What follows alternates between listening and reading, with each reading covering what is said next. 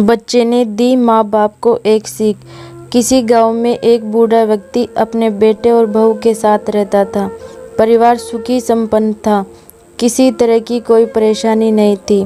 बूढ़ा बाप, जो किसी समय अच्छा खासा नौजवान था, आज बुढ़ापे की से हार गया था। चलते समय लड़खड़ाता था, लाठी की जरूरत पड़ने लगी, चेहरा झुर्रियों से भर चुका था, बस अपना जीवन किसी तरह व्यतीत कर रहा था।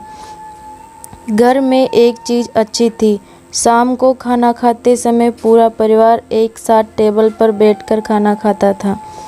एक दिन ऐसे ही शाम को जब सारे लोग खाना खाने बैठे, बेटा ऑफिस से आया था, भूख ज़्यादा थी, सो जल्दी से खाना खाने बैठ गया। साथ में बहू और उसका एक छोटा बेटा खाने खाने लगे।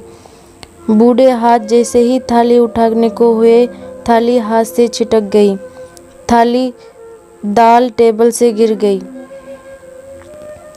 बहू बेटे से घृणा दृष्टि से पिता की ओर देखा और फिर से अपना खाना खाने लग गए। बूढ़े पिता ने जैसे ही अपने हिलते हाथों से खाना खाना शुरू किया तो खाना कभी कपड़ों पे गिरता, कभी जमीन पर। बहू चिढ़ते हुए कहा, हे राम, कितनी गंदगी तरह से खाते हैं, मन करता है इनकी थाली किसी अलग कोने में लगवा देते हैं।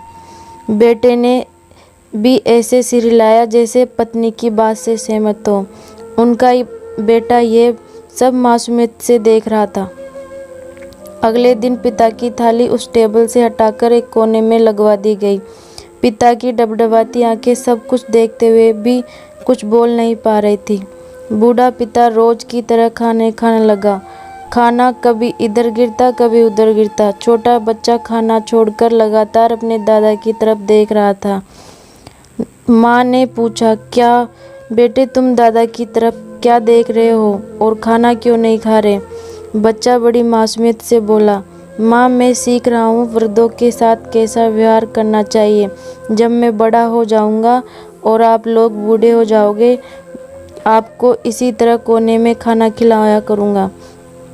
बच्चे के मुंह से ऐसा सुनते ही बेटे और बहू दोनों कांप उठे।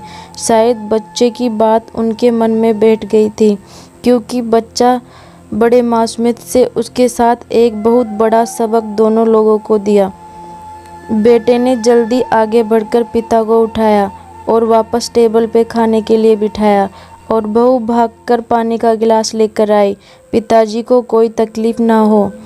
इस कहानी से शिक्षा मिलती है, माँ बाप इस दुनिया की सबसे बड़ी पूंजी है।